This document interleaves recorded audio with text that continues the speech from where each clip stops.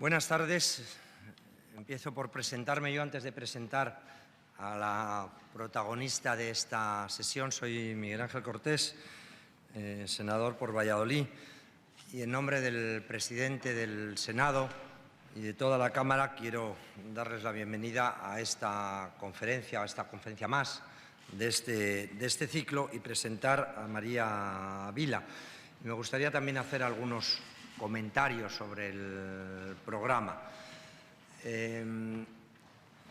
María Vila es no tan infrecuente, pero ciertamente atípico de alguien con una formación, digamos, convencional en el sector financiero, derecho, económicas, másters debidamente obtenido, experiencia profesional, y de repente pues decide que hay vida después de las finanzas y que se pueden hacer otras cosas, entre otras escribir algunos libros.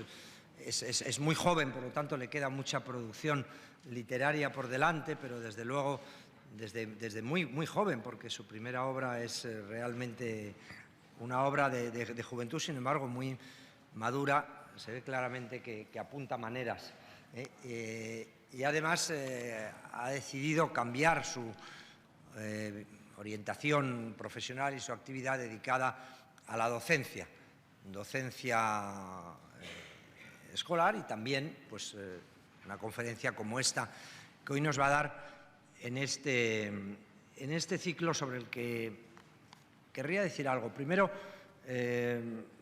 felicitar a quienes lo han organizado. Me parece que la recreación de la historia y el afecto por la historia es algo muy de elogiar, y sobre todo en estos tiempos. Estábamos comentando antes cómo cuando yo estudié en el colegio, hace ya mucho tiempo de eso, pero 3 de los 4 grandes cuadros que hay aquí, en concreto estos 3, estaban en mi libro de historia del colegio. O sea, la toma de Granada era ese cuadro, el inicio de la regencia de María Cristina era este cuadro, que por cierto empieza nuestro autor de hoy, es Jové, muere en el 90 y le pasan los trastos a Sorolla, que es el que lo firma, pero respeta la traza y muchos trabajos preparatorios que había hecho Jover. Y este de la conversión de Recaredo, cuando se hablaba de esto, este era el que estaba en mi libro cuando yo tenía 10, 11 años, los recuerdo. Y hoy es esa época, la restauración en España, que muchas veces se ha pasado por encima de ella, ¿no? Y es un momento, la restauración alfonsina, la época de Cánovas, de Sagasta, que es verdad que termina mal, pero termina mal muy tarde, ¿no? Hasta que llega Primo de Rivera han pasado muchas cosas, y que se ha simplificado muchas veces con aquello simplemente del caciquismo, en que efectivamente de género, pero bueno, tampoco era una... O sea, sí, siempre había un Romero Robledo y siempre hacían alguna chapuza, pero ciertamente España en esa época es uno de los regímenes con la monarquía alfonsina de cabeza del liberalismo en Europa, y consigue momentos de gran prosperidad, sobre todo en el periodo de la guerra, cuando se mantiene la neutralidad en la guerra.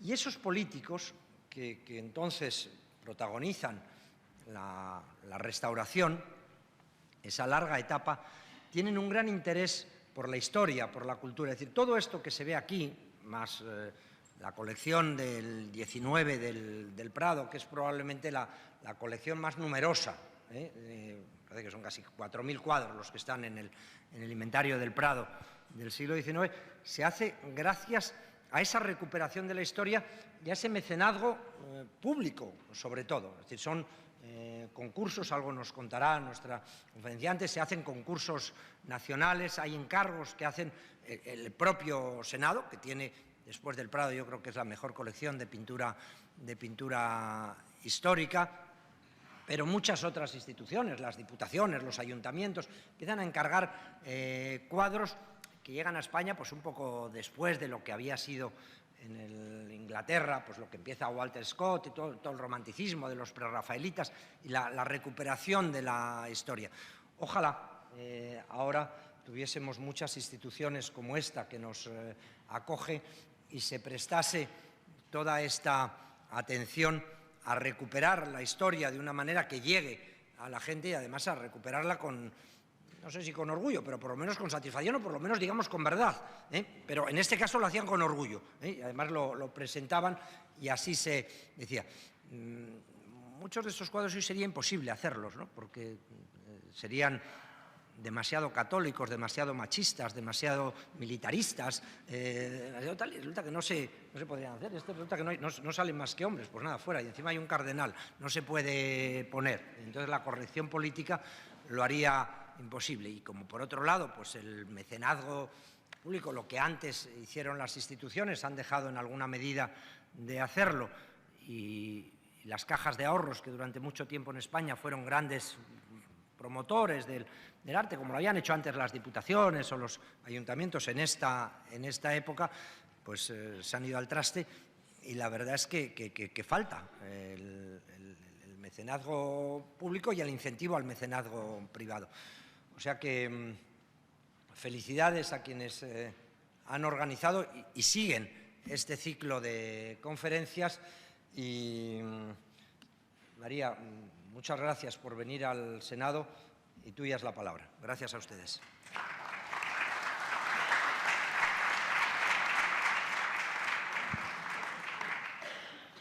Buenos días. En primer lugar, les quería agradecer la asistencia. Yo suelo decir que vivimos en un momento de la vida en la que la cultura no está de moda. Es un hecho. O sea, hay cosas que están de moda y la cultura no es una de ellas, entonces pues agradezco más su interés.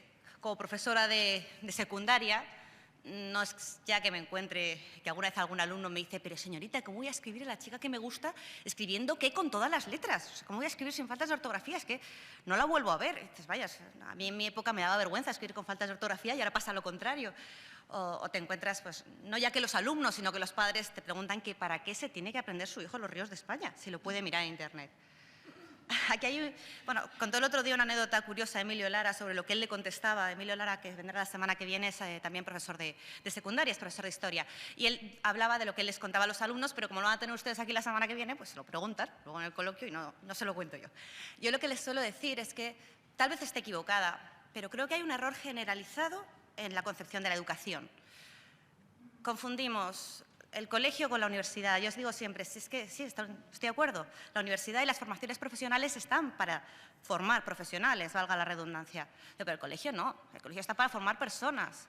Y tradicionalmente lo que forma a personas, lo que nos ayuda a ser críticos, lo que nos ayuda a discernir y a ser un poquito escépticos son las humanidades.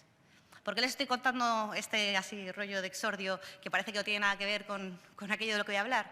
Porque yo hoy voy a hablarles a ustedes no solo del cuadro de Cisneros liberando los preciosos de Orán, no solo voy a hablar de la conquista de Orán, sino que también quería dar una visión de este personaje que tenemos hoy aquí en la sala, detrás de mí, al lado de Colón. Todo el mundo parece que conoce a Colón y Cisneros no es tan conocido, y hablar un poco de por qué estaba aquí. Yo, mi formación no es histórica, soy filóloga, con lo cual mi interés fundamentalmente está centrado en el personaje en sí, y luego, por supuesto, como autora de una novela de piratas, pues en la batallita en concreto, que la batallita siempre me parece emocionante, ¿no? Pero quería centrarme y quería darles a ustedes una visión del personaje. Porque la mayoría de ustedes, si yo les hablo del cardenal Richelieu, lo conocerán, habrán leído Los Mosqueteros, los tres mosqueteros de Dumas. A Dumas le debemos una imagen del cardenal Richelieu más o menos acertada, pero nos ayuda a situarlo en una época, a situarlo en un lugar. Claro, si yo les pregunto a sus hijos, posiblemente no hayan leído a Dumas, o igual sí, pero es posible que habrán visto películas de los tres mosqueteros, con lo cual la maravilla del cine, eso que nos vendría estupendo a los escritores de historia, que nos hicieran películas para que así todo el mundo las conociera, la maravilla del cine, habrán oído hablar del cardenal Richelieu. Pero claro, ya sí les pregunto por el cardenal Cisneros. ¿Dónde vivió? ¿Cuándo vivió? El dónde sí. O sea, lo de Cisneros fue en español. Hay que admitir que lo de Cisneros es relativamente actual, ¿eh? Hasta hace poco era el cardenal Jiménez de Cisneros. Le llamamos Cisneros ahora porque es más sonoro, ¿no? Y es fascinante porque probablemente el que sea el mejor biografista actual de Cisneros, Josep Pérez, traza una comparativa entre el personaje de Richelieu y el personaje del cardenal Cisneros. Y la mayoría de los autores franceses, Josep Pérez es de origen francés y fundamentalmente estudia con los autores franceses y hacía un comentario curioso. Dice, es que realmente los autores españoles, al tratar de Cisneros, parece que lo asocian con el fanatismo, con la imposición, con un personaje pues, que intentó escalar en el poder. O sea, dan una imagen muy desagradable, muy negativa de Cisneros, mientras que si uno va a los autores franceses y estudia la figura de Cisneros, lo colocan clarísimamente por encima de Richelieu en cuanto a persona, por su calidad humana, por su integridad. Nunca quiso el poder, le llegó el poder de manera, podemos decir, casi colateral, ¿no? Como por las circunstancias, le llegó el poder de manera totalmente circunstancial y él siempre intentó emplearlo para el fin público, no para su propio bien, frente a Richelieu, que buscaba su propio poder y sus propios intereses, pero no solo como persona, sino en cuanto a estadista, en cuanto político. ¿Vale? Fuera de España, a Cisneros se le reconoce como un político y un estadista totalmente adelantado a su tiempo. Aquí lo vemos como un fanático y nos quedamos con 2 o 3 ideas de lo que ha sido el cardenal Cisneros. El cardenal Cisneros se conoce poco y, como digo, lo poco que se conoce es una imagen que a mí me ha sorprendido, porque yo tenía un poco esa imagen, es un tío antipático, o sea, no hay más que verlo. O sea, nunca sale sonriendo. O sea, simpático no parece. Y es verdad que nos transmite esa sensación de distancia y no cae bien. Tengo que agradecerle a la Asociación de Escritores con la Historia a tener la oportunidad de haber profundizado mucho más en la figura de Cisneros y haberme dado cuenta de que en muchas cosas estaba equivocada. Hoy me gustaría trazar el perfil de quién fue el cardenal Cisneros, para que veamos un poco esa figura, y terminar, o cerrar, o seguir hablando de lo que fue y lo que supuso la toma de Orán, ¿vale? A la que le dedicaré también unos minutos. Y luego, por supuesto, abriremos el coloquio para que ustedes pues, intervengan y pregunten lo que estimen oportuno.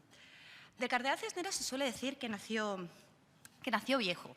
Nació viejo porque de su juventud, de su infancia, o sea, no sabemos casi nada de él hasta que cumple los 60 años prácticamente. Suponiendo que cumplirá los 60 años, porque como no sabemos casi nada de él, otra cosa que no sabemos es la fecha exacta de su nacimiento. Parece ser que nació en 1436, que era hijo de una familia de pequeños comerciantes y que estudió leyes, estudió derecho. Después las pocas pinceladas que tenemos, se va a Roma y ahí en Roma consigue, con su inteligencia, y en este caso probablemente con sus contactos, el primer Cisneros que conocemos sí que se nos presenta como un personaje advenedizo, un trepa que diríamos hoy, lo que consigue con sus contactos y con su inteligencia una bula de expectativas del Papa. La bula de expectativas lo que consistía era que en caso de que una persona fuera separada del cargo, él pasaría a ser el que lo ostentara. Consigue una bula de expectativas sobre el arciprestazgo de Uceda.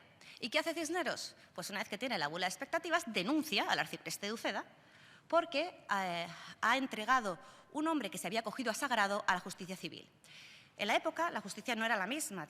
Estaban los tribunales eclesiásticos para juzgar al clero y los tribunales civiles para juzgar al resto de la población. Como la justicia eclesiástica era mucho más laxa, mucho más suave, mucho más comprensiva o piadosa, vamos a llamarlo así, que la justicia civil, lo que hacía mucha gente era que, sin llegar a ordenarse, se tonsuraban y en el momento que se tonsuraban, que se hacía la tonsura, ya podían acogerse a la justicia eclesiástica. Este fraude que se hacía no pasaba desapercibido al arcipreste de Uceda y entonces en el caso de este hombre, que fue un ladrón, que se acogió a la justicia eclesiástica y además entró en una iglesia para acogerse sagrado, pues el arcipreste no dudó en entregarlo a la justicia civil considerando que era un fraude porque realmente no era un eclesiástico. Cisneros aprovecha las circunstancias, lo denuncia, consigue que sea separado del cargo y entra a ocupar el puesto de arcipreste de Uceda. ¿Qué ocurre? Que en ese momento el que está de arzobispo de Toledo, ¿vale?, diócesis en la que estaba el arciprestazgo de Uceda, era ni más ni menos que el arzobispo Carrillo. Si han estado ustedes viniendo aquí a las diferentes ponencias, a las diferentes conferencias o han estudiado un poco la vida de Isabel la Católica, les sonará el personaje del arzobispo Carrillo. El arzobispo Carrillo era un hombre tremendamente poderoso que en su momento, cuando se iniciaron las guerras de sucesión o los conflictos entre Enrique IV y su hermana Isabel, saben que era hermana solo por parte de padre, que eran madres diferentes, tomó el partido de la decisión de apoyar primero a Alonso, hermano de Isabel, y luego a Isabel, enemistándose con el resto de los nobles que estaban apoyando a Enrique. Esta decisión la tomó porque consideraba que en un futuro él podría influir o podría ejercer todo su poder sobre la reina Isabel la Católica y que la controlaría y que sería al final, pues, en otras palabras, iba a ser el rey en funciones porque podría controlar a Isabel la Católica. El tiro le salió fatal porque todos sabemos el carácter que tenía Isabel la Católica. No me quiero detener en este personaje que parece total y absolutamente fascinante. Creo que podríamos estar hablando de Isabel la Católica horas. Creo que no se le ha rendido el suficiente tributo a lo que hizo y a lo que supuso su reinado. Pero sí decir, por contar una anécdota que a mí siempre me resulta graciosa para hablar un poco del carácter de Isabel la Católica, sobre todo jovencita, que en el momento que murió Enrique IV, dejó como sucesora a su hija Juana la Beltraneja y se inició una guerra civil entre los partidarios de Isabel y los partidarios de Juana la Beltraneja. A Juana la apoyaba fundamentalmente el rey de Portugal y a Isabel la apoyaba Castilla. Se inició esta guerra, se inició este conflicto y en el primer combate el que iba de general de las tropas era Fernando el Católico, que enseguida se erigió en el rey soldado que acompañaba a Isabel. El primer combate, el combate en Toro, lo perdieron. Y como veían que estaban en clara situación de desventaja, Fernando se retiró y los primeros caballos que llegaron, los primeros jinetes que llegaron a darle esa noticia a Isabel, que estaba esperando en Tordesillas, Isabel, al ver que la noticia era que habían perdido la guerra, que se estaban retirando, airadísima, hizo matar a los caballos.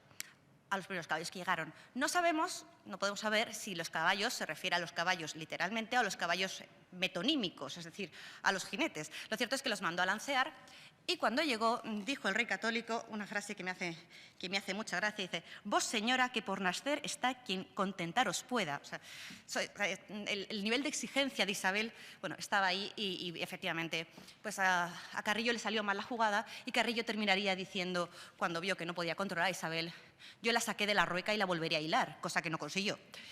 Entonces, bueno, volviendo a mi tema, estaba Carrillo de arzobispo de Toledo.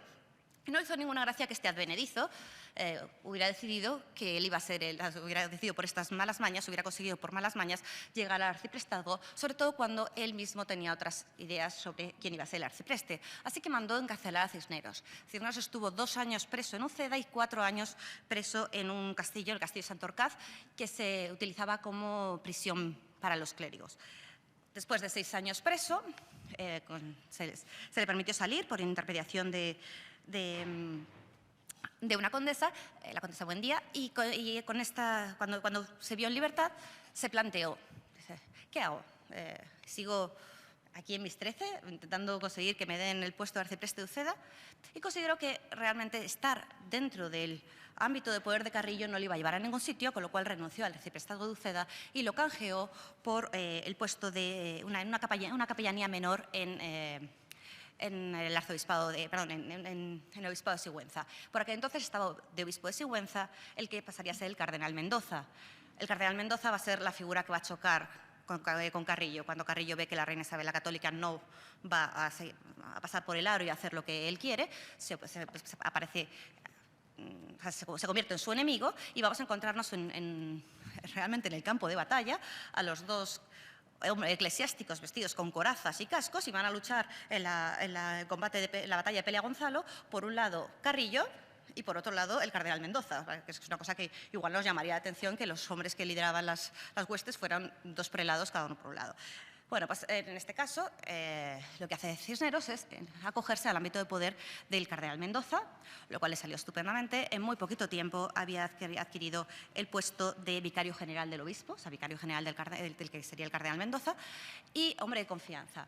En 1482 era el clérigo de España que más ganaba en rentas, sin llegar a hablar de los obispos. O sea, tenía unas rentas por los cargos religiosos de hombre, realmente para haber vivido bien toda su vida. Y sin embargo, entonces se produce un cambio radical, total y absolutamente, una transformación que solo se puede achacar a una transformación interior, a una conversión religiosa, a una llamada de la fe. Cisneros renuncia a todos sus oficios, a todos sus privilegios, y en 1482 ingresa en la Orden de San Francisco, se hace franciscano. No queda claro, hay diferentes teorías sobre en qué convento entró. Se cree que fue en el convento de la Salceda, pero digo que hay dudas al respecto. Pero lo que sí que sabemos es que se apartó completamente de la vida pública, se apartó de los privilegios, se apartó de esa vida que llevaba e hizo voto de pobreza, castidad y obediencia. Un voto que además vamos a ver que va a mantener toda su vida. Gonzalo Jiménez de Cisneros, como se llamaba, pasó a ser Francisco Jiménez de Cisneros, como será conocido, ¿vale? Y como digo, ese personaje que hemos visto al principio, advenedizo, que hace todo lo posible por escalar y por obtener poder y riquezas económicas, desaparece y vamos a encontrarnos con un personaje diferente. Francisco Jiménez de Cisneros, que es el personaje que ya va a existir el nuevo cardenal, el que será el cardenal Cisneros, el cardenal de España, que es este hombre totalmente volcado en seguir la regla franciscana. Él inició una reforma de todos los conventos franciscanos. Hay que tener en cuenta que los conventos, la vida que se llevaba en muchos casos, lo que llamaban los conventos conventuales, valga la redundancia, eran donde mandaban los nobles a sus hijos y tenían allí pues, el servicio y vivían estupendamente y ni de rezar nada, de seguir la pobreza poca y desde luego la obediencia menos. Y entonces Cisneros se esforzó por conseguir que se aplicara la regla y hacer una reforma entera de la orden desde dentro. Por los testimonios que tenemos, es evidente que sí que cumplió el voto de castidad. De hecho, hay una anécdota curiosa que cuando estaba viajando, él iba a pasar pasó por un palacio y le dijeron que se quedara en la casa señorial, en la casa consistorial, que no había nadie, y cuando él se fue a acostar apareció la marquesa y él automáticamente dijo: señora, me habéis engañado, lo que tenga que hablar conmigo lo habláis en el confesionario mañana, y salió de allí y no durmió esa noche en la casa señorial en la que iba a dormir. Pero al margen del tema de la castidad, que posiblemente a día de hoy no esté muy bien visto, porque parece que para que alguien sea casto tiene que ser un misógino, cosa que no es el caso. O sea, Cisneros siempre admiró profundamente a la reina Isabel, fue el gran albacea, podríamos decir, de su legado, y además se preocupó muchísimo por la educación de las mujeres. Él llevaba libros a los conventos femeninos porque consideraba que las mujeres también tenían que estudiar, lo cual pues, fue una visión muy, muy avanzada, que probablemente también le viniera dada por el interés de la reina Isabel la Católica de la educación de la mujer. El momento de verdad en el que va a saltar a la vida pública o que va a volver a cambiar la vida de Cisneros y que va a hacer que no sea importante fue en 1492. Sabemos que en 1492 los reyes católicos toman Granada, a principios, en enero, y hay que pasar a evangelizar a los moros. ¿Y a quién mandan a evangelizar a los moros? La reina Isabel la Católica propone que la persona que vaya a predicar el evangelio a Granada sea el que había sido su confesor, Fray Hernando de Talavera. Al mandar allá a Fray Hernando de Talavera, la reina Isabel la Católica se queda sin confesor y le pregunta al cardenal Mendoza, que ahora estaba de arzobispo de Toledo ya, ante la muerte de Carrillo, y le pregunta al cardenal Mendoza a quién propone como sucesor, como confesor. Y cardenal Mendoza no duda, le propone como confesor a Fray Francisco Jiménez de Cisneros. Cisneros acepta, pero con unas condiciones. Él no va a residir en la corte. Él no va a comer la comida de la corte y él no se va a hacer acompañar de un séquito, solo le puede acompañar un hombre. Él seguirá residiendo en los conventos o las casas religiosas que haya más cerca y además, cada vez que la reina le llame, pues él irá, pero él se llevará su ración del convento o la mendigará para obtener la ración. Él no va a renunciar a su voto de pobreza y de obediencia. Entra como confesor de la reina y entonces se produce otro cambio que también va a determinar que él siga ascendiendo en esta escala de poder sin buscarlo. En 1495 muere el cardenal Mendoza y la reina, Isabel la Católica, tenía muy claro que quería que Cisneros fuera su sucesor. Esto fue una ruptura absoluta. Hay que tener en cuenta que el arzobispo de Toledo era el hombre más poderoso dentro de la península en materia religiosa. O sea, era el príncipe de la Iglesia de España, por decirlo de alguna forma. Tenía su propia corte, ostentaba todo el poder eclesiástico, ¿vale? Era una figura importantísima. Y la reina Isabel la Católica decide que quiere que el que sea el arzobispo de Toledo sea su confesor. Teniendo en cuenta que la bula papal O sea, desde la muerte del cardenal Mendoza, la abuela papal llegó 9 días más tarde, parece que no se lo pensaron, o sea, que evidentemente tenía muy claro quién quería que fuera el sucesor de Mendoza. La reina Isabel la Católica cuentan que le entrega la bula a Cisneros y le dice, ha llegado esto de Roma. Cisneros la abre, la cierra y dice, es un error. Y coge y se marcha a Osuna con su familia porque ha ido a visitarlos. Y entonces la reina Isabel la Católica están 6 meses persiguiendo, entre comillas, a Cisneros hasta que le convencen y le dicen que tiene el deber, porque es un mandato del Papa, que tiene el deber de ser el arzobispo. Se ha dudado mucho, se ha planteado mucho el por qué los reyes católicos eligieron a un hombre que no era el hijo de, no venía de la nobleza, ¿vale? Cuando se había barajado como posibles arzobispos el sobrino del cardenal Mendoza, se había barajado como posibilidad el hijo natural de Fernando el Católico, el primero, Alonso de Aragón. Bueno, pues en lugar de ello cogen a un hombre que no es de origen noble, ¿vale? Del que casi no se sabe nada de su origen, un hombre totalmente humilde. Y además se ha planteado el que pudiera ser, primero para no volver a generar rencillas entre los nobles. Si elijo a este, no estoy eligiendo a este. Pero por otro lado, todos los nobles les iba a parecer mal la decisión, que es lo que fue lo que ocurrió.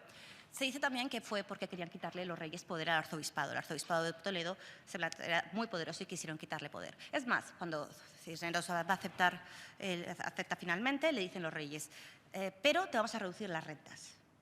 ¿Vale? Ya no vas a tener estas rentas. Y entonces ahí Cisneros se plantó. Dijo, no, porque las rentas no son para mí, son del arzobispado. Entonces, las rentas se le siguen dando al arzobispado y gracias a que se plantó y que mantuvo las rentas del arzobispado, va a poder financiar, que financió él, la campaña del cuadro, vemos aquí y que vamos a ver luego que está en esa sala, la campaña para la toma de Orán, ¿vale? Que la financió él. Y también con las rentas del arzobispado creó la Universidad de Alcalá de Henares y pudo patrocinar la edición de numerosos libros, el más famoso y el más conocido, la Biblia Políglota. Con lo cual, tenemos a Cisneros de arzobispo y la verdad es que realmente fue un cambio. Antes de Cisneros hay que recordar que el arzobispado, como les digo, era un cargo nobiliario en la Iglesia. O sea, hubo un momento en el que convivieron Carrillo, que tenía varios hijos, Mendoza, que directamente cuando llegaba con sus hijos los presentaba como estos son mis pecados, y venía con todos sus hijos, tan contento. Y luego teníamos a Fonseca en el arzobispado de Santiago de Compostela, que hubo 3 que fueron padre, hijo y nieto, que fueron arzobispos de Fonseca. Es más, Cisneros, que no tenía pelos en la lengua, le dijo a Fernando el Católico, según parece, ha hecho vuestra Alteza mayorazgo del arzobispado de Santiago, dado que pasa de padres a hijos, y quería saber si ha excluido a las hembras de la opción de recibirlo. O sea, que realmente la situación del clero en aquella época chocaba completamente con la visión que tenía Cisneros. Allá tenemos a Cisneros como personaje público.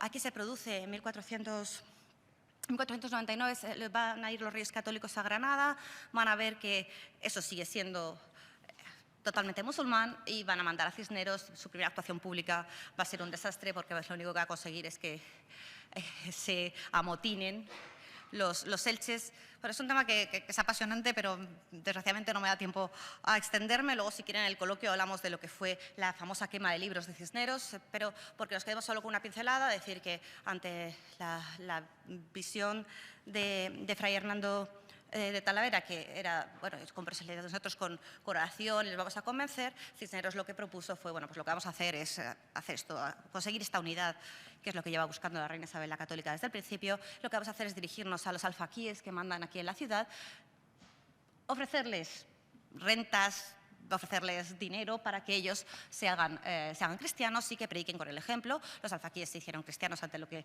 se hicieron teóricamente, aunque Cisneros tenía muy claro que era solo aparente, cristianos ante lo que les afectó a Cisneros, y se hizo una quema de libros. La quema de libros no es una quema de libros, que luego es que se ha hablado, es que se quemaron 3.000 libros. Es una quema de libros, pero se quemaron solo Coranes y libros religiosos. No es que lo esté defendiendo, pero lo que quiero decir es que Cisneros no era un fanático que se puso a quemar todo lo que tuviera que ver con cultura islámica. Cisneros cogió todos los libros de medicina, cogió todos los libros de matemáticas, los sacó de la quema y se los llevó a la Universidad de Alcalá. O sea, es decir, tenía muy claro que era un tema exclusivamente religioso, ¿vale? Bueno, esto ha provocado una serie de motines, los reyes consiguen resolver esos motines de forma relativamente rápida y además a los reyes a la larga les sale bien, porque cuando tomaron Granada, para poderla tomar de manera precisamente rápida, habían llegado a unos acuerdos, que eran las capitulaciones de Granada, por las cuales se les iba a mantener a los elches, a los cristianos convertidos al Islam, se les iba a mantener la posibilidad de seguir siendo musulmanes. De hecho, cuando se quiso poner una inquisición en Granada, se dijo, Fray Armando de Talavera y también Cisneros, que no tiene sentido poner una inquisición en Granada, porque la Inquisición no persigue a los que no son cristianos, sino que persigue a los cristianos que son herejes. En este caso, a los conversos que volvían a realizar ritos judaicos. En Granada no había judíos, estaba el caso de los elches, que por las capitulaciones de Granada no se les podía tocar, con lo cual no tenía sentido una inquisición en Granada. Aunque puntualmente funcionó como inquisidor en Granada. Bueno, ya digo, ¿qué pasa? Que gracias a este motín, a este levantamiento que provocó Cisneros, los reyes católicos dijeron: estos señores han roto las capitulaciones de Granada, se acabó. Ahora ya podemos decirles que tienen que elegir entre convertirse o quedarse o marcharse, ¿no? Que fue un poco lo que, a la larga, insisto, que a los reyes católicos les vino bien porque les permitió romper esas capitulaciones. Bien, el momento que va a ser trascendental es la muerte de Isabel la Católica. Cisneros ha estado ligadísimo a Isabel la Católica y había establecido en su testamento que cuando ella muriera, para Isabel la Católica le ocurrió algo terrible que hizo que se apartara del poder. Isabel la Católica había preparado al perfecto rey, que era su hijo Juan. El príncipe Juan habría sido el rey que habría unido las coronas de Castilla y Aragón y estaba preparado lo había preparado para que pudiera ser ese rey que necesitaba España y que no se dejara manipular por los nobles. Juan murió al poquito de casarse y pasó a ser la heredera su hija Isabel. Isabel estaba casada con Manuel Afortunado de Portugal. Murió en el parto y tuvieron un hijo, que es el príncipe Miguel. El príncipe Miguel, si hubiera vivido, habría cambiado completamente nuestra historia. Miguel, el príncipe, habría sido, porque así lo juraron, heredero de Portugal, de Castilla y de Aragón. Habría unificado toda la península. Además, la reina Isabel la Católica, cuando murió su hija, se llevó a Miguel, lo educó ella, lo tenía ella. ¿Vale? Lo crió ella como si fuera su hijo. Miguel falleció con 2 años, lo cual le terminó de desgarrar el corazón a Isabel la Católica, que se alejó de la vida política. A la muerte de Isabel la Católica, ella había dejado establecido en su testamento que en caso de que su hija Juana, que la había dejado muy preocupada, porque la vez que había estado en España se había quedado muy preocupada con la salud mental de Juana, en caso de que su hija Juana no regresara a España, no quisiera ser reina o no estuviera capacitada, pues que el regente sería Fernando, su esposo Fernando. En cuanto muere la reina Isabel la Católica, Fernando el Católico, que nunca se lleva bien con Cisneros, pero lo respeta muchísimo, lo primero que hace es llamarle. Dice, ¿qué hacemos? Y Cisneros le dijo, evidentemente hay que decir que Juana la loca, que Juana está loca, perdón, que hay que declarar a Juana incompetente para reinar, porque si permitimos que Juana reine, el que va a reinar va a ser Felipe el Hermoso. Que reine Felipe el Hermoso, que es totalmente afín a Francia, que no se ha criado en España, que no siente ningún tipo de apego por España, no es lo que queremos. Entonces vamos a declararla loca. Y a continuación le dijo al rey una serie de pautas de lo que debía hacer si quería conservar el poder. Mira, aquí en Castilla la Vieja hay muchos nobles que están interesados en que no seáis el rey, porque os habéis asegurado de controlar a los nobles, de quitarles poder a los nobles, pero si os venís a mi arzobispado, a Castilla la Nueva, ahí encontraréis el apoyo, porque yo os aseguraré de que no tengáis problemas, y además convendría adelantarse y crear una especie de milicias o de ejército para sofocar cualquier rebelión de los nobles. Fernando no hizo caso a nada de lo que le dijo Cisneros y capituló con Felipe el Hermoso. Decidieron que harían en un concordato un gobierno compartido que Felipe el Hermoso no realizó, y los nobles, en cuanto Felipe el Hermoso llegó a España, pues se levantaron contra Fernando, que tuvo que marcharse a Aragón.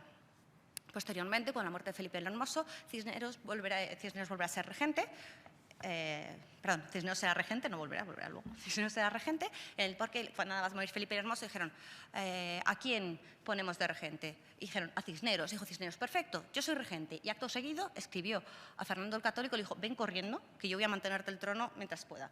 Regresó Fernando pasó a ser regente de Castilla durante un tiempo, y además ahí Cisneros, como político, hizo lo que probablemente sea más interesante, que es que convenció a Fernando el Católico para que en su testamento no dejara Castilla en manos de lo que quería hacer de su segundo hijo, de Fernando. Dijo, si dejas Castilla en manos de Fernando, cuando vaya a llegar Carlos I, que es el heredero, se va a montar una guerra civil terrible entre los dos hermanos. Porque Fernando se había criado en España y lo sentían como español. Tu mujer ha dejado heredero a Carlos I. No metas a Fernando. Y eso fue probablemente la decisión que consiguió, la que hizo que Carlos I terminara reinando en España, porque si se hubiera hecho lo que Fernando Católico había propuesto en su testamento, la guerra civil se habría producido sin lugar a dudas. Entonces podemos ver que realmente Cisneros aparece como un personaje, ya digo, cuando muera Fernando el Católico va a ser de nuevo el regente durante los 2 años que tarda en venir Carlos I. Parece ser, según cuentan, que los nobles que acompañaban a la corte a Carlos I hicieron todo lo posible porque Carlos I nunca se reunía con Cisneros, le tenían miedo a Cisneros y su visión de el Estado tiene que ser fuerte, los reyes no pueden supeditarse o dejarse llevar por lo que diga la nobleza. Hay que básicamente advertirle cuáles eran los riesgos reales en España y de los nobles en España. Pero se aseguraron los nobles de que Carlos I, cuando llegó a España, estuviera dando vueltas por España, cuando en principio se iban a encontrar en Valladolid, y durante 6 meses, que fue lo que tardó en morir Cisneros, no se llegaron a encontrar. Una figura, como les digo, realmente preocupada por España, una figura que había crecido en guerras civiles y había visto la solución en los reyes católicos, que admiraba profundamente la labor de Isabel y que como político tuvo la maravilla, la visión de coger y decir, los reyes solo son funcionarios, pues se adelantó muchísimos años en la visión del Estado. O sea, los reyes se deben a su pueblo, se deben al Estado, no son los propietarios de su tierra, sino que la tienen para hacer el bien mientras que están aquí. Una visión, ya digo, completamente novedosa y que él mantuvo durante toda su vida. La muerte de Isabel la Católica conllevó también otro tema. En el testamento os había dicho Isabel, importantísimo, y que no ceséis en la guerra en África. No ceséis en la guerra en África y así, no ceséis con la conquista de África. Cisneros, que como digo, siempre se preocupó por seguir los mandatos de la reina Isabel, le propuso a Fernando realizar una especie de cruzada por todo el norte de África e intentar tomar Jerusalén. Consiguió además realizar una serie de informes de todas las fortalezas que había en la costa, de los ejércitos que había y demás, porque además el tomar el norte de África tenía importancia no solo como frontera, sino por la situación real. Claro, ahora parece que queda un poco, está mal visto decir que es que los moros eran terribles. Pero la visión que tenían la gente del Imperio turco era terrorífica. Voy a permitir leerles un párrafo muy corto del historiador Manuel Fernández Álvarez, miembro de la Real Academia de la Historia, un párrafo que creo que dibuja perfectamente lo que era la sensación que tenían las personas respecto al Imperio turco. Dice, de una crueldad pavorosa con aquellos pueblos que osaban resistirles, empalando hombres, el horrible tormento que desgarraba a las víctimas, sentándolas brutalmente sobre recios troncos terminados en afilada punta que les penetraban por el ano, violando mujeres y degollando chiquillos y ancianos, imponiendo por lo tanto el terror con su sola presencia, esclavizando y deportando al más duro de los cautiverios a los supervivientes, hasta dejar despoblados territorios enteros. El terror, eso es lo que producía la mera voz de que llegaban los turcos. ¿Vale? Eso es a lo que se enfrentan, eso es con lo que crece Isabel la Católica, eso es lo que tenemos en el Mediterráneo. ¿Vale? Hay que recordar que 2 años después del nacimiento de la reina Isabel la Católica se había producido la toma de Constantinopla y ninguno de los reyes cristianos había hecho nada. Hará falta que esa niña que había nacido 2 años atrás se haga reina para plantarles cara a los moros y expulsarlos de la península. Es así. ¿Vale? Entonces, bueno, pues esa preocupación estaba ahí. Cisneros se pone en contacto se reúne con Manuel I de Portugal, con el afortunado, y con Enrique VII de Inglaterra y deciden montar una cruzada para tomar el norte de África. ¿Qué ocurre? Que en ese momento llega Felipe el Hermoso, Fernando no es un momento, entonces esa cruzada se queda pospuesta sine die y lo único que consiguen es tomar unas determinadas plazas en el norte de África. Las plazas que consiguen tomar, bueno, hay que tener en cuenta que en 1476 habían tomado ya un pequeño puerto que era Santa Cruz de Mar Pequeña, que estaba en Ifni, en Marruecos. También habían conquistado las Canarias, cosa que le había preocupado mucho a Isabel la Católica, porque aunque luego las Canarias fueron el puente a América, inicialmente iban a ser para tomar África. ¿Vale? Las Canarias, en 1497, el duque de Medina Sidonia había tomado Melilla, ¿vale? También avalado por Isabel la Católica, y Gibraltar se tomó en 1502, y además, de hecho, es curioso porque la reina Isabel la Católica habla de la importancia de la plaza de Gibraltar y de que nunca se puede dejar caer en manos enemigas. Me parece gracioso ese comentario. Bueno, lo cierto es que en 1505... Bueno, en 1503, además, había habido un ataque de los piratas bereberes a las costas de Gandía, habían entrado a las costas de Gandía, habían saqueado Gandía y se habían llevado 150 cautivos, con lo cual, sin contar con toda la piratería que había en el Mediterráneo. Con lo cual, en 1505, Cisneros le insiste a Fernando, que digo que está ahí justo a caballo con la llegada de Felipe el Hermoso, en que hay que tomar el norte de África. En primer lugar, Mazalquivir. Mazalquivir era una fortaleza de piratas. Fundamentalmente había piratas berberiscos en Mazalquivir. Fernando el Católico alega que no tiene fondos y Cisneros decide que adelanta él el dinero para contratar a 4.000 soldados. La toma de Mazalquivir se la llevó a cabo Diego Fernández de Córdoba. Fue una toma muy sencilla porque realmente por las tormentas se demoró la fecha de llegada a Mazalquivir. Iban a haber salido mucho antes y tuvieron que quedarse en Málaga aprovisionándose. Y cuando llegaron a Mazalquivir, la mayoría de los bereberes, pensando, como no venían, que habían cambiado los planes y que se iban a ir a otro sitio, pues habían dejado la fortaleza relativamente vacía. Entonces ellos lo que hicieron fue desembarcar en un alto junto a Mazalquivir y... tengo una pelea con el micrófono hoy, desembarcar en un alto junto a Mazalquivir, y entonces allí les pidieron la rendición y los piratas les dijeron que, esto era el día 11, que hicieran una tregua hasta el día 13, que si no venía el rey de Tremecén a auxiliarles, que le entregarían la fortaleza sin luchar. Les pareció bien y sin luchar, efectivamente, el día 13 de septiembre no llegó el rey de Tremecén y entregaron Mazalquivir. Nada más tener Mazalquivir, bueno, pues Cisneros dijo, hay que colonizarlo y seguir. Nada, imposible. Había llegado Felipe el Hermoso, había un ambiente casi de guerra civil en España y no era el momento de continuar la conquista de África. Pero en 1507, habíamos dicho que la persona que tomó Mazalquivir fue Diego Fernández de Córdoba. Diego Fernández de Córdoba se dedicaba a hacer correrías para provisionarse, porque en Mazalquivir no tenían provisiones. Entonces hacían correrías y se provisionaban. En una de ellas, en el regreso, los bereberes habían creado un ejército que se interpuso entre Mazalquivir y el pequeño, podríamos decir, ejército de españoles, y mataron a 2.000 españoles, lo cual pues les dejó... supuso un golpe terrible, un golpe que ayudaría a Cisneros, en cuanto Fernando volvió a ser regente, ayudaría a Fernando Cisneros a decirle, hay que seguir, Mazalquivir no puede aguantar sola, hay que conseguir conquistando el norte de África. Fernando el Católico volvió a decir que no tenía dinero, y Cisneros dijo, no pasa nada, yo pagaré la conquista de Orán. Yo pagaré la conquista de Orán, yo te lo adelanto, luego me lo devuelves, pero bueno, para el rey era todo victorias, porque de cada victoria de las tropas españolas el rey se quedaba con una quinta parte de los botines, con lo cual, bueno, pues se iba a pagar sola la campaña. Bien, entonces el rey decidió que siguieran adelante y puso como capitán a Cisneros y como lugarteniente, que realmente iba a ser el general, a Pedro Navarro. Este Pedro Navarro, bueno, a Cisneros no le hizo ninguna gracia. Cisneros esperaba que el propio rey Fernando el Católico tomara Orán, o que por lo menos le mandara al gran capitán, a Gonzalo Fernández de Córdoba, pero no. Le manda a Pedro Navarro. Pedro Navarro había pasado a ser un hombre de confianza de Fernando el Católico. Era un soldado de fortuna.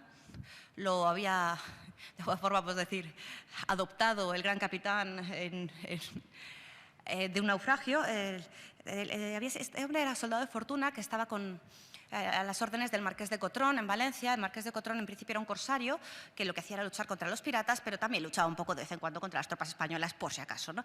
Y entonces, en un encuentro entre las tropas, entre los buques del Gran Capitán y el Marqués de Cotrón, el Marqués de Cotrón lo hundieron y se quedaron con probablemente el mejor botín. Fue este Pedro Navarro, que pasó a quedarse a las órdenes del Gran Capitán.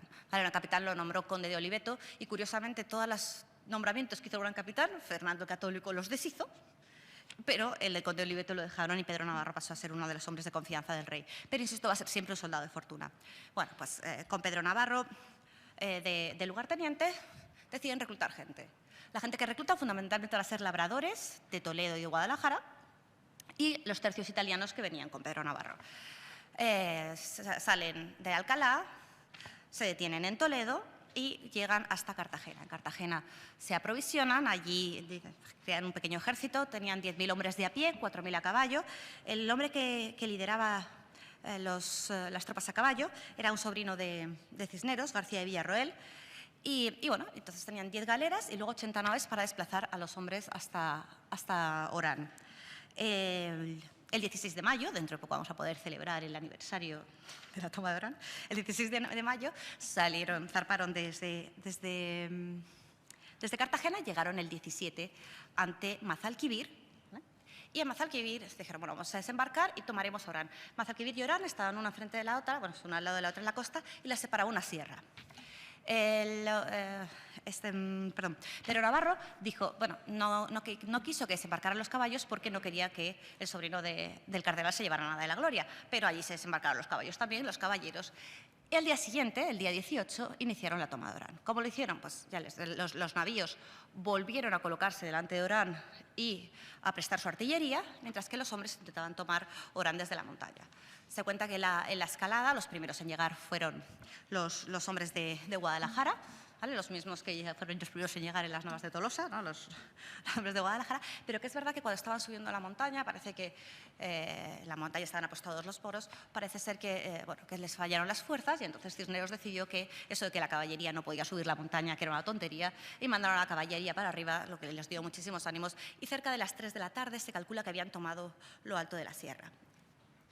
Considerando que ya eran las 3 de la tarde, que todavía había que bajar y tomar toda la ciudad, Pedro Navarro propuso que lo dejaran para más adelante. Cisneros dijo que no, que ya que estaban ahí arriba, que siguieran. Y entonces, efectivamente, pues, bajaron la sierra persiguiendo a los moros que intentaron refugiarse en la fortaleza de Orán.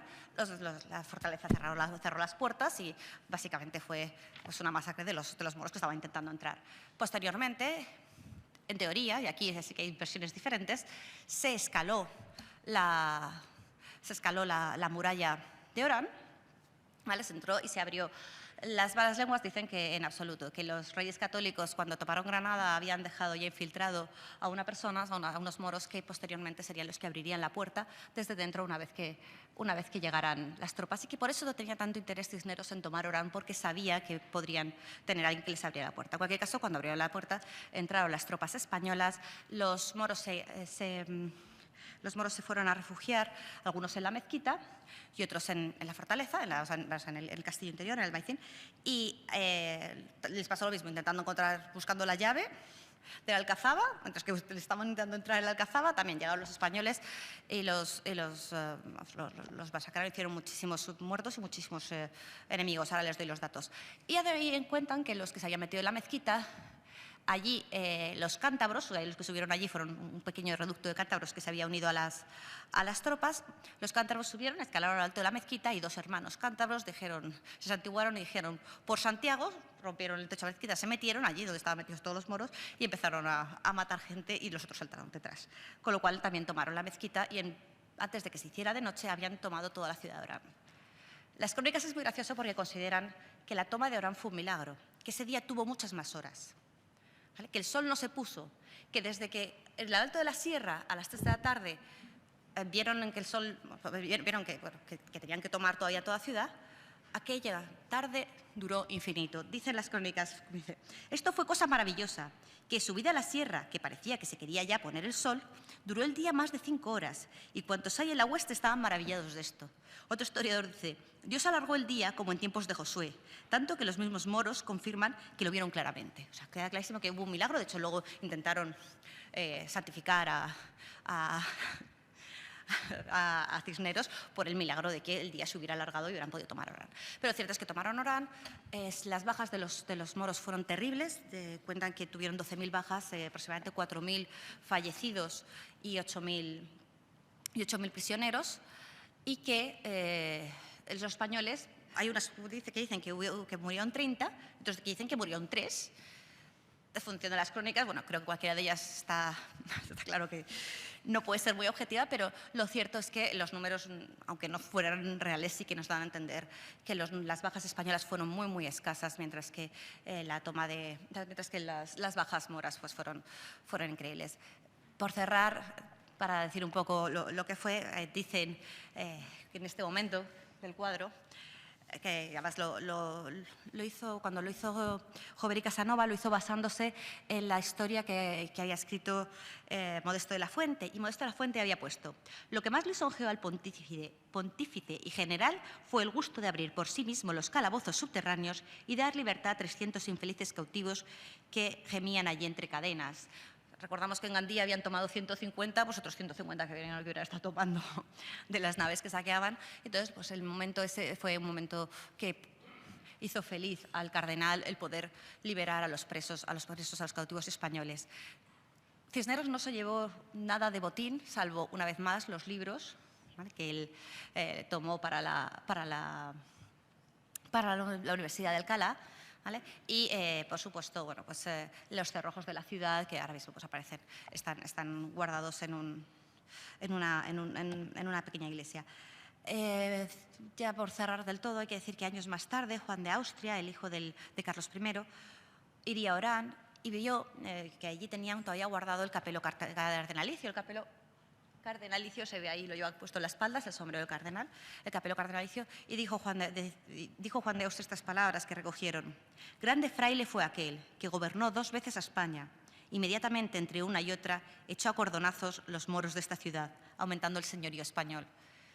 Ese fue Cisneros, una figura que casi no conocemos y que, sin embargo, pudo, si las cosas le hubieran salido bien del todo, si luego no lo hubieran deshecho todo lo que él había hecho, entre otros, bueno, pues, Carlos I y el resto de los Austrias, pues habría supuesto un avance increíble. Intentó Fernando el Católico que le ordenaran papa. También suelen decir, aunque esto, claro, esto es lo que se llama ficción histórica, y sí, ¿no? Si realmente a Cisneros lo hubieran ordenado papa y hubiera podido realizar la reforma que él estaba intentando hacer en el clero desde dentro, pues es posible que nunca se hubiera producido el cisma, que nunca se hubiera separado la Iglesia. Y bueno, en general, la verdad es que es una figura de un hombre totalmente adelantado a su tiempo, fascinante, que no le importaba luchar. Cuentan, perdón, que es que esta anécdota me encanta, me cuentan que cuando estaban en Toledo preparando a las tropas y estaba Cisneros viendo cómo entrenaban los soldados que se iban a llevar a Orán, le dijo Pero Navarro: aparte de que te va a molestar la pólvora. Y él dijo: no, a mí el olor de la pólvora en la guerra me gusta tanto como el del incienso en la iglesia. Otra que realmente era un hombre hecho a todo, preparado para todo y totalmente adelantado a su tiempo. Así que muchísimas gracias por su atención.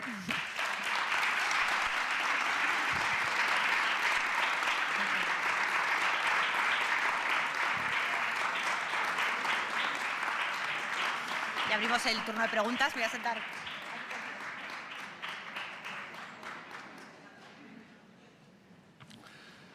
Buenas tardes. Bueno, pues si se han fijado, he de decirles que María Vila es la escritora más joven en estos momentos de la asociación y una de las que hacemos trabajar más.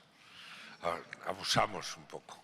Es la que lleva nuestras redes porque el resto en estas cosas somos un poco analfabetos tecnológicos.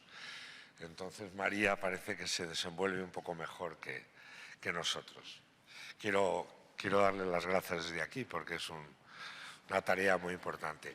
Bueno, como ven, la conferencia de hoy ha enlazado fenomenalmente con la que se pronunció aquí la semana anterior sobre el combate naval de Lepanto, aunque fuera posterior. ¿Por qué? Porque decía María que de pronto el pánico, no solo en las costas españolas, el pánico al turco, el pánico al pirata berberisco, iba a ser durante siglos pues casi el coco, pero un coco muy real. Si ustedes van a cualquier costa del Mediterráneo verán todas esas torres que hay en las costas y en las islas. Pues no son de otra época que de esta.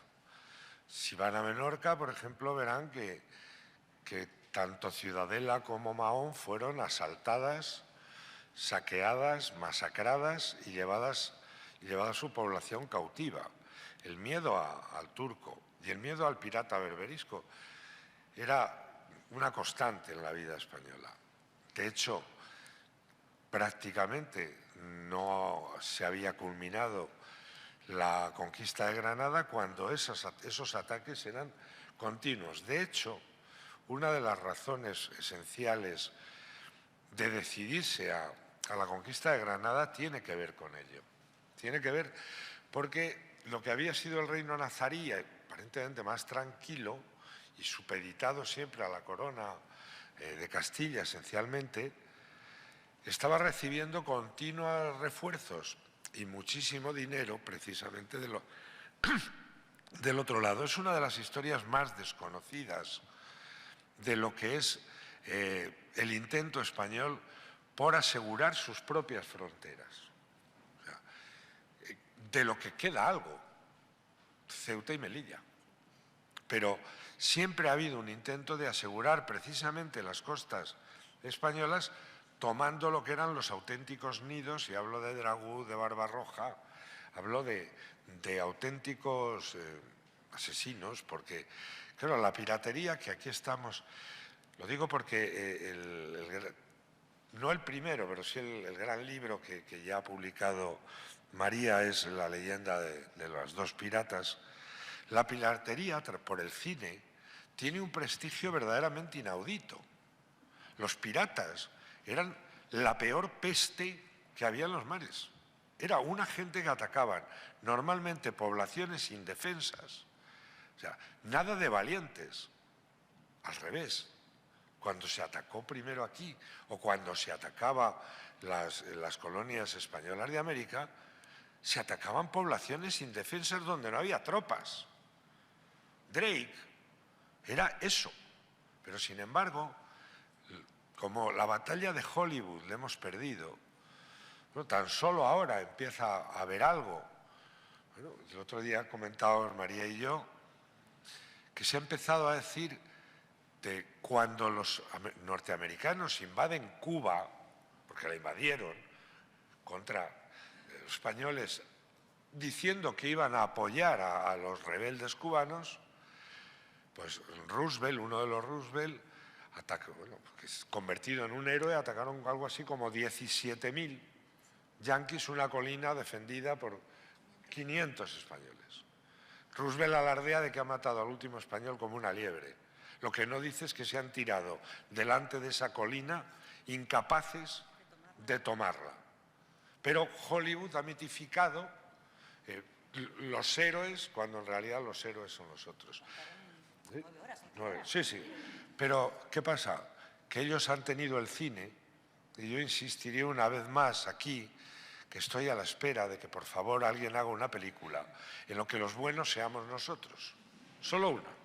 Con esa quizás me conformo. También decía el otro día aquello de que conocemos todos a Robin Hood, que posiblemente no existió, y nadie a Alfonso VIII. A Ricardo Corazón de León todos. ¿Qué hizo Ricardo Corazón de León? Pues hacer el tonto en una cruzada, con perdón, porque es que usó el otro sí, el otro bueno, resulta que venció al Imperio Almohade. Qué curioso, estaba casado con la hermana de Ricardo Corazón de León. Poca gente sabe que Leonor de Plantagenet era la hermana de Ricardo. Espero que estamos acabando el primer ciclo de este curso y yo estoy cada vez más satisfecho, primero de su asistencia y de la repercusión que está teniendo. Y esperemos que podamos hacer otro ciclo. Nos queda ya solo una conferencia, la que será el día 20 de este ciclo, insisto, por parte de Emilio Lara, y cerraremos con este cuadro. Me he extendido un poco para que tome un poco de resuello María, pero hay una anécdota genial que has contado de pasada que a mí me encanta. Los bellos pecados del cardenal.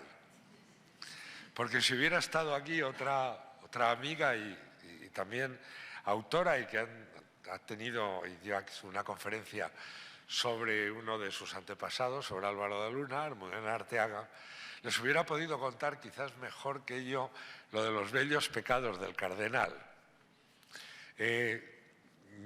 Los poderosísimos Mendoza. Tú has dicho la clave. La clave es cuando Cisneros le dice a Carrillo que los Mendoza también han tenido sus dudas al principio. Carrillo fue siempre muy de Isabel y no olvidemos que la Casa Mendoza era la que educó sobre todo a la Beltraneja. Es que la tenían, era su ahijada.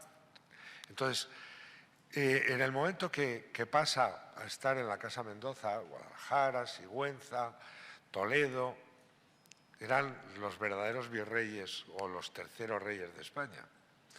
De los tres hermanos, el mayor era el duque. Luego estaba el gran Tendilla, que es el señor que aparece allí porque es el capitán de los ejércitos que toman Granada. Aunque en realidad él no estaba en ese momento allí, sino poniendo el pendón de Castilla en lo alto de la Alhambra. Y el otro, cura, era lo que se hacía, ¿no? Pero el cura, Pedro González de Mendoza, los curas entonces tenían ciertas bulas, sobre todo si eran de la nobleza. Tuvo 3 hijos. Los Mendoza, esto a lo mejor Almudena me reñiría porque eran tan poderosos y porque sus tierras de Guadalajara eran todas. Dijeron que eran descendientes del Cid. Y inmediatamente hubo un historiador de la Casa Mendoza que no solo los hizo descendientes del Cid, sino por varios sitios. Y de Álvar Fáñez. La verdad es que los primeros sitios les sonarán Ita y Buitrago. Las casas de Ita eran las primeras y continuamente toda esa zona que luego va hasta Buitrago de Lozoya está perfectamente lanzada, es parte de ese inmenso patrimonio. El cardenal, de varios hijos que tuvo, 3 en total, con señoras muy respetables de la corte, a uno le puso Rodrigo Díaz de Vivar y consiguió para él el título de conde del Cid, marqués de Cenete y señor de Jadraque. Seguro que han visto muchos de ustedes el castillo de Jadraque, ¿verdad? Ese castillo es donde este personaje fascinante, porque es fascinante, construyó allí un palacio y otro maravilloso que está todavía en manos de la Casa Mendoza, de la Calahorra. Son, sobre todo la Calahorra, el primer palacio renacentista que existe en España, construido porque los Mendoza en Italia tenían. El hombre don Rodrigo Díaz de Vivar y González de Mendoza, estuvieron a punto de casarlo con Lucrecia Borgia.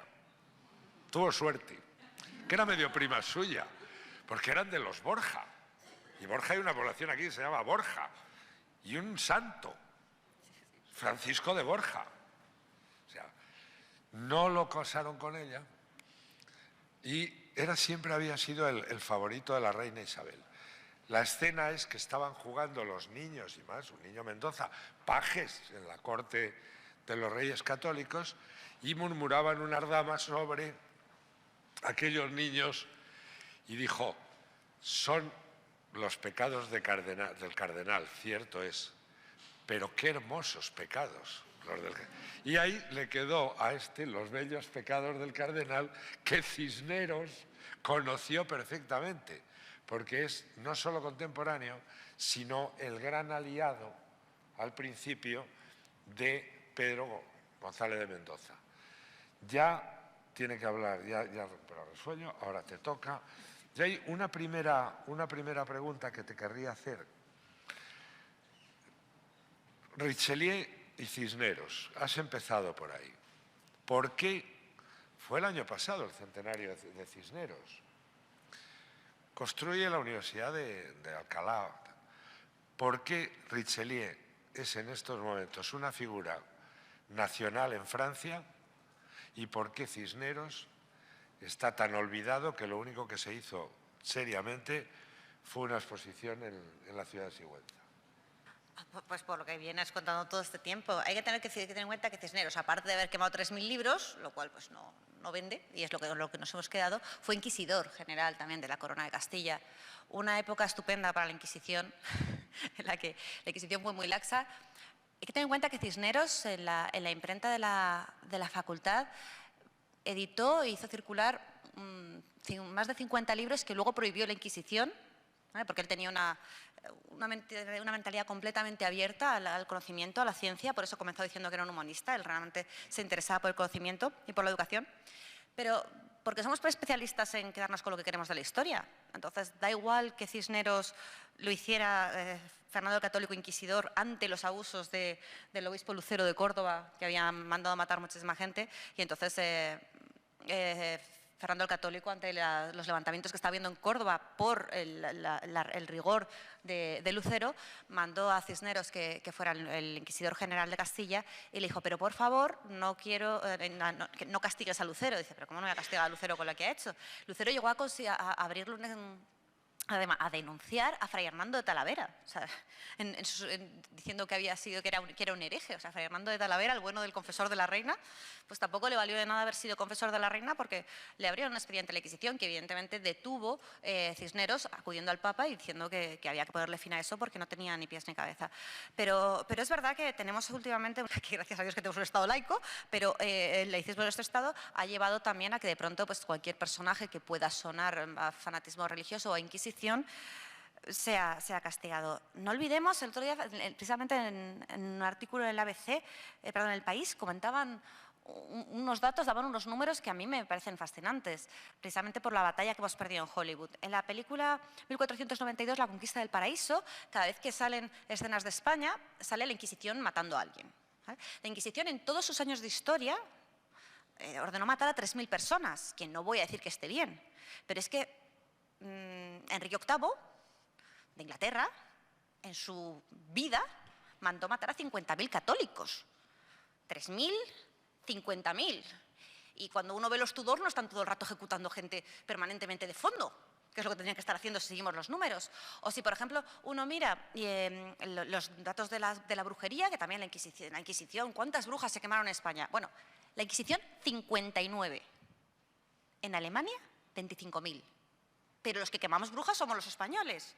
Entonces, quiero decir, ¿por qué no se habla de Cisneros? Pues porque Cisneros ha sido inquisidor y como no sabemos nada de nuestra Inquisición, que además la Inquisición era un juicio en el que tú podías apelar y era lo más parecido, lo de siempre, el presentismo. No olvidemos en qué época estaba. Por supuesto se torturaba, pero se torturaba en la Inquisición y en cualquier tribunal se torturaba.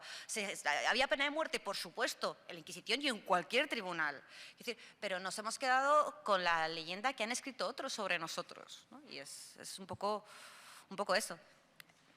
Y a mí me parece una lástima. Y creo que precisamente el hecho de que Cisneros haya sido un hombre que ha defendido, que ha luchado por la unidad, porque realmente yo pienso que Cisneros, más que luchar por la fe, al margen de que él fuera muy creyente y que a título personal, él siempre debajo del capelo cardenalicio, debajo de la ropa que le obligó, es que esa anécdota es muy graciosa porque, vamos, a mí me chocó muchísimo, cuando él se hizo arzobispo, él siguió vistiendo su hábito de monje franciscano. Y entonces automáticamente le escribieron, le llegó un comunicado, una amonestación del obispo diciendo que no, que tenía que llevar el boato correspondiente al arzobispado. O sea, él tenía que vestir como un arzobispo y tenía que vestir como arzobispo y se tenía que hacer rodear por una corte, un séquito. Bueno, se lo obedeció, se hizo una corte, se hizo su séquito y él seguía llevando debajo de su ropa de obispo el hábito franciscano con su cuerda y se lo zurcía él y se lo arreglaba él y se lo lavaba él. O sea, eso lo siguió haciendo toda su vida. Y luego, posteriormente, recibió otra nueva amonestación porque él siguió comiendo solo pan y agua, siguió ayunando y volvió a recibir una amonestación que no podía ayunar nada más que los viernes y en Semana Santa, que tenía que… Entonces, él pues, organizaba unos banquetes espectaculares de los cuales él no comía. Y cuentan que debajo de su cama de plumas pues, tenía un jergón. O sea, quiere decir que él fue un personaje totalmente… que creía lo que hacía. Pero al margen de que creyera en lo que hacía, no fue un fanático que no entendiera, que no aceptara, que no… Él fue para que os hagáis una idea de cómo no fue un fanático. Cuando él hace la Biblia políglota, él hace llamar a hijos de judíos y a judíos conversos.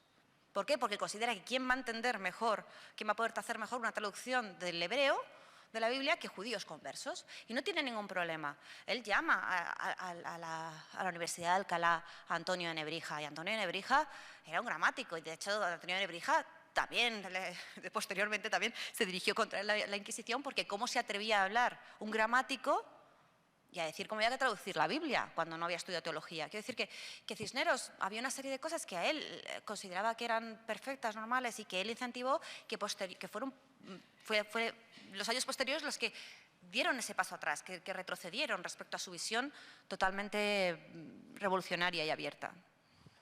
Preguntas. Todo el mundo asustado.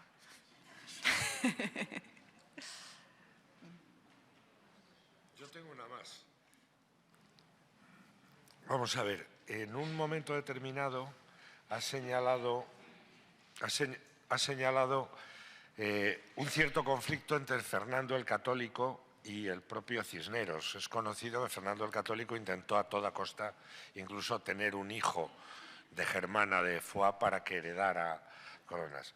Pero sí me ha interesado mucho, de los dos hijos de Juana la Loca, Cisneros se inclina inmediatamente por el primogénito, que es Carlos, que sin embargo está en Flandes, mientras que Fernando está en Medina. Vamos, hay una expresión de un momento muy posterior, porque le dicen a Felipe II que su tío, dice, está ahí en contacto, dice, con herejes en todo caso mi tío es un cristiano viejo de Medina del Campo.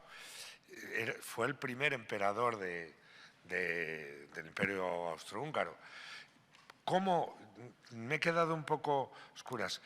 En realidad, ¿qué era lo que pretendía o qué se pretendía? ¿Que fuera Fernando el heredero? No, pretendían que Fernando fuera el regente. En vez de Cisneros, Fernando. Que cuando muriera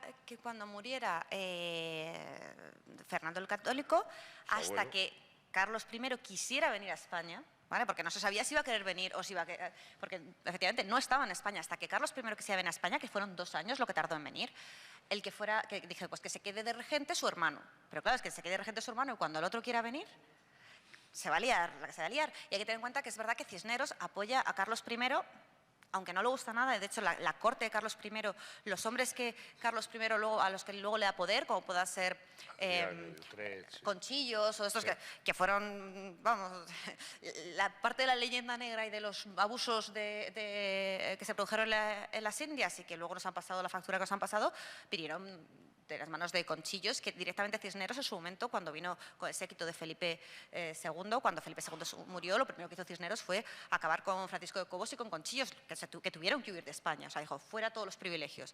Pero ellos, ¿qué hicieron? Se fueron a Flandes y se quedaron alrededor de Carlos I.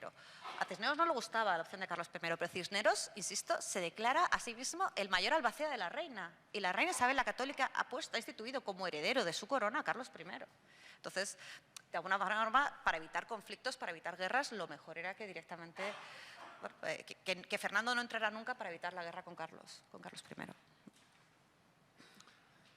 Pues si no tenemos preguntas, les aconsejo 2 cosas. Primero, el cuadro, sabe que lo tienen ahí, lo pueden...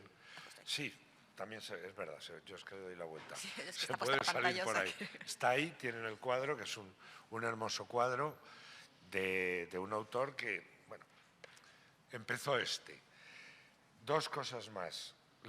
Mañana pondremos, por última vez para este ciclo, la inscripción. Esta tarde se abrirá, lo digo, gracias Eugenia, porque es que van las plazas que vuelan. Entonces se pondrá esta tarde el plazo de inscripción para esta última jornada del ciclo y también aprovecho para indicarles que ya se ha abierto el plazo de matrícula también esta misma mañana del curso que Escritores con la Historia dará en la Universidad Internacional Menéndez Pelayo en Santander.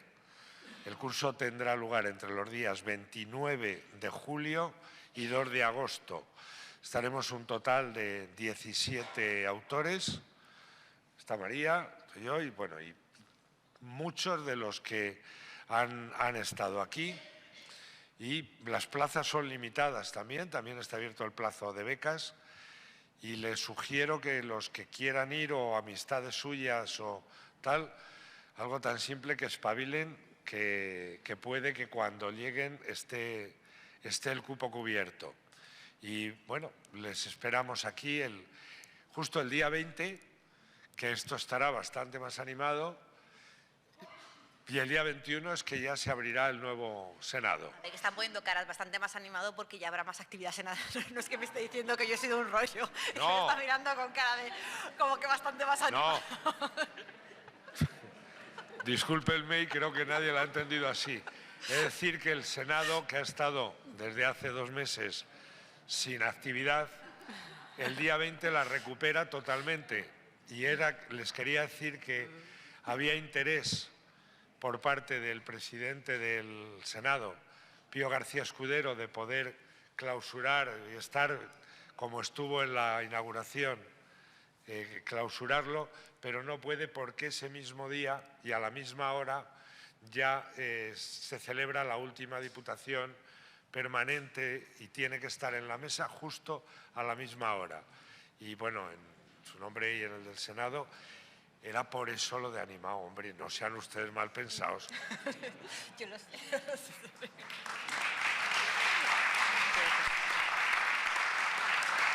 Bueno, pues lo dicho.